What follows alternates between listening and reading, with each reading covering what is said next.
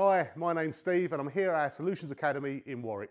This week on Training Tuesday we're going to be doing a comparison between our Baxi cylinder and our Baxi heat pump cylinder.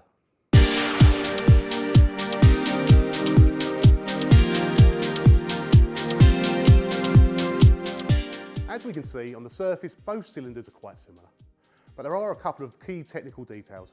Firstly, the Baxi cylinder comes with an internal air gap like our Megaflow cylinders. The Baxi air source heat pump cylinder does not, and it comes with an expansion vessel just like this. As we can see, it's a potable expansion vessel with a balloon inside rather than a diaphragm. The reason we need an external expansion vessel in the Baxi air source heat pump cylinder is to allow for a larger coil. The Baxi cylinder has a coil with a 2 square metre surface area.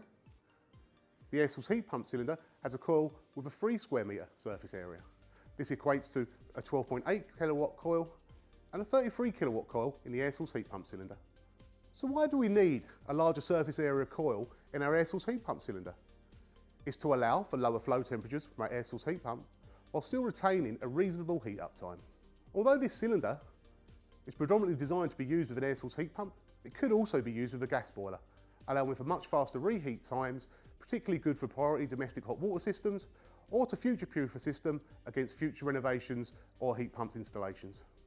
And hopefully, you now understand the difference between our Baxi cylinder and our Baxi air source heat pump cylinder. And more generally, the difference between cylinders and air source heat pump cylinders as well. I hope you found this video useful. For more information, contact your local area sales manager or head over to baxi.co.uk/training.